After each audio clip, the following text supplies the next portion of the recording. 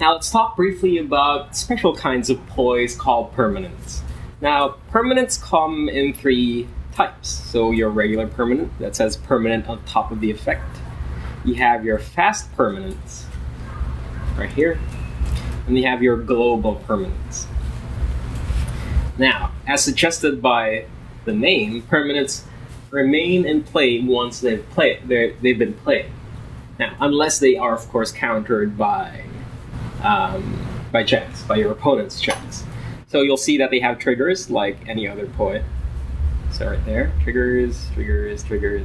And normally permanents do have triggers all the time because they're essentially very powerful, right? Because they do remain in play and their effects could have, they have a more persistent effect on the game, unlike your regular poise that are discarded right away.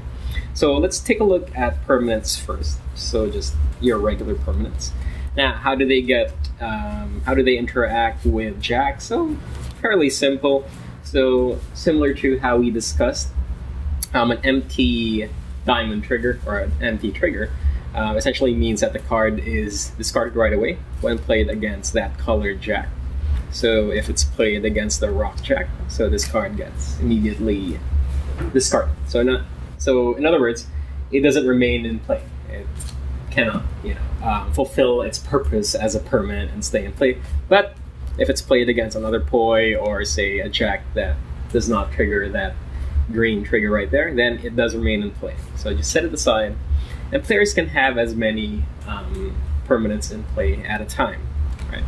So permanents, just the regular permanents, you could use during the permanent phase of the game. Now, when is a permanent phase of the game?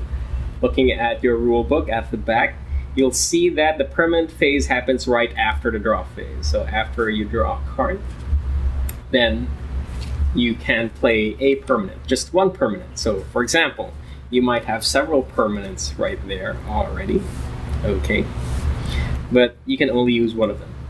And you can only use the effect of that permanent once. So for example, you have the card Gentle, and it says that you can pay 3 green permission. So for example, my opponent had 5 green permission. He can pay 3 permission. Okay, so 5 minus 3 is 2. And that deals 3 damage to his opponent, which is me. So that's minus 3. That's how it works. And you can only use that during the permanent phase, which happens after the draw phase. And you can only use one permanent effect and only once. So you can't, let's say you had 9 permission, you can't use that twice. Just once. Alright, so that's how permanents work. So let's take a look at the Land of the Blind, which is a fairly complicated permanent. So it says, pay 2 life. If he had more life than your opponent at the start of the turn, you gain 1 permission of your opponent's choice. So for the sake of argument, so I have this player who played the Land of the Blind, had 18 life. This guy had 17 life, so he had more. So during the permanent phase, minus 2 life. Then his opponent gets to say, oh, you know what, you can gain 1 blue, since you don't have blue. And there you go. That's how it works. And then here's another permanent, the Static Monster. Permanent that says, put a counter on this card at the start of each of your turn. So that's when the gray generic token comes into play. So at every start of the turn, you can put that to the side to indicate how many counters it actually has. Now you can dump this permanent, and by dumping essentially means discarding it from play. Deal 1 damage to your opponent for each counter on this card. So for example, it only had 1 counter, and I choose to dump it during my permanent phase, then I get to deal 1 damage. Or the opponent gets to deal 1 damage to me.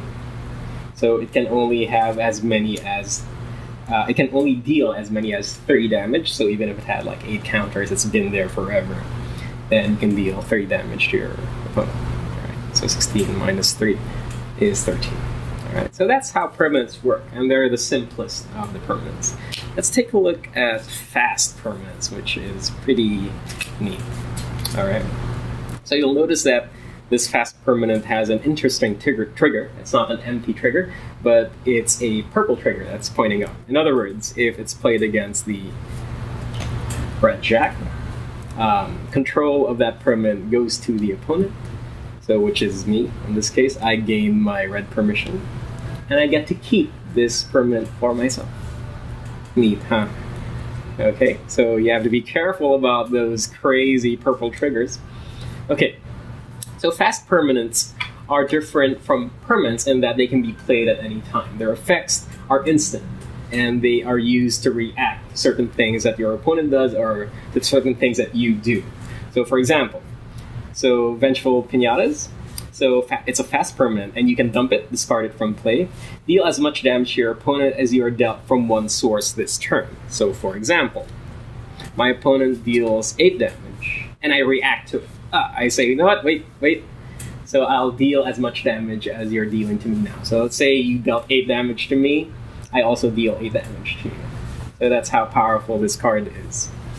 Okay? And only one source, remember that.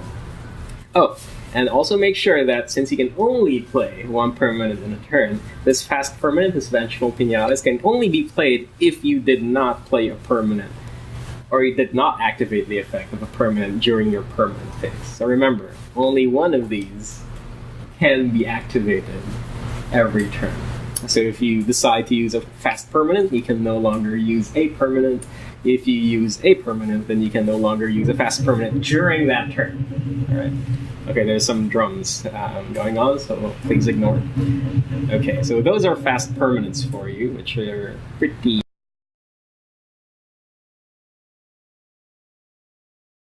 Okay, so just waiting for those sounds to subside. Let's take a look at Rojo, El Luchador. He's also a fast permanent, and you can dump it. The card your opponent the card your opponent throws this turn doesn't resolve. So essentially, if it's played against a jack. Alright, I say, oh, you know what, I don't want you to gain your red permission, so I can say, you know what, that card doesn't resolve. You don't gain any red permission, and I dump this, discard it from play, and essentially the effect of this is nullified. Alright, so just in case I play another card like Kojira, so 8 damage, right? No, I don't want that 8 damage.